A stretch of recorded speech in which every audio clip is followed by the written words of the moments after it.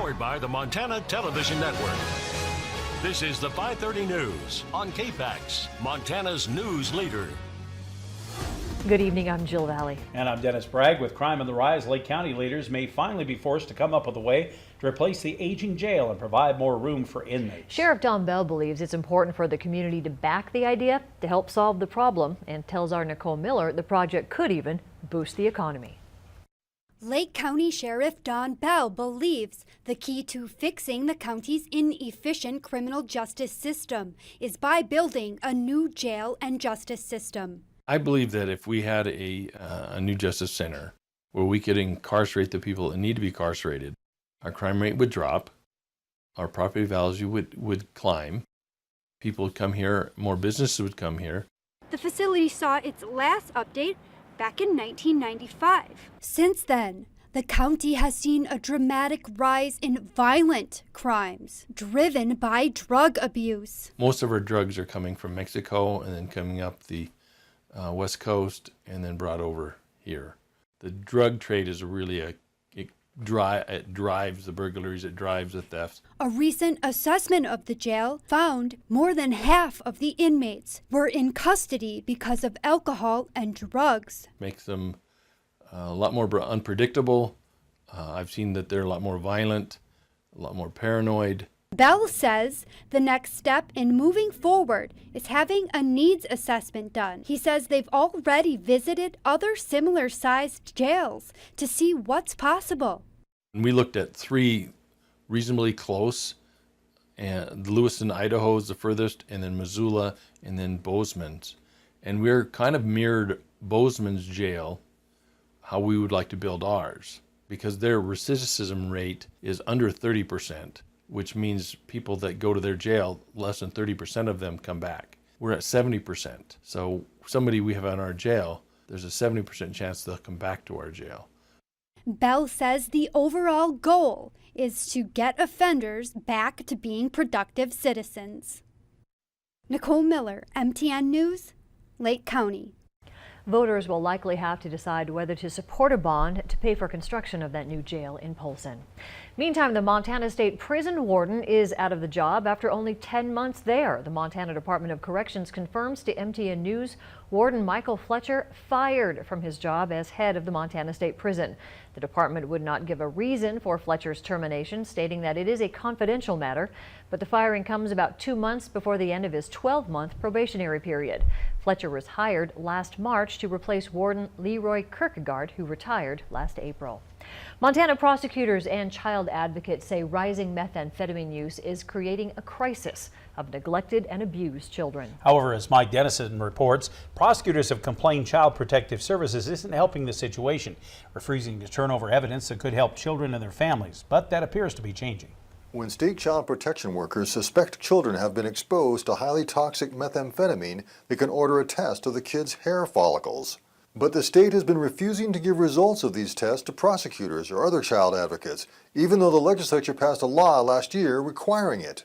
Prosecutors and others say not knowing or having that evidence of meth exposure makes it harder to take action against the parents or to help them. We know we have a meth epidemic in the state. It's going to take a team-coordinated approach, and when we remove a child from a drug-addicted parents and do nothing for the parents, there's nothing to think that we're going to get that family reunited any sooner. Law enforcement's got to get involved in extreme cases because these parents need rehab. The issue came to a head last week at a legislative committee. Lewis and Clark County Attorney Leo Gallagher told the panel that with 1,600 kids in foster care statewide because of meth, it was ridiculous to withhold this information from law enforcement and others. But it gives us information that we can use with others involved in the child protection system, including the courts, as to the circumstances that has put this child at risk. A top state official told lawmakers last week the state feared that providing the information would violate a federal privacy law, jeopardizing $13 million in federal funding. But now, state health officials have changed course. On Tuesday, they said they've directed Child Protective Service officials to start giving the toxicology reports to prosecutors and others connected with court actions involving the care of neglected children. Gallagher said their argument never made sense, and now he's hopeful prosecutors can do more to protect children exposed to poisonous meth and help their families. We can use that information to try to intervene in the lives of adults who may be placing that child at risk, either through prosecution or through appropriate dependent neglect court order. I applaud the legislature for bringing a light to this situation. Mike Dennison, MDN News, Helena. Senator Moore sponsored the bill that requires those toxicology information to be provided to prosecutors. Well, a little break for the moisture today in western Montana, a trend that likely isn't going to stick around into tomorrow. For more, let's toss it over to Chief Meteorologist Aaron Yost with the first forecast. Aaron? Yeah, things are already starting to get active just to the west of us, so hopefully you had a chance to get out and enjoy some of that sunshine today. Here's Hamilton, our First Security Bank iCam from earlier this afternoon. Clouds have definitely increased, and it's a matter of time before that rain and snow makes its way into western Montana. Now, about the time that happens, we should see our temperatures start to drop below freezing, hence us looking at some light snow accumulations. We do have some winter weather advisories in place for this potential.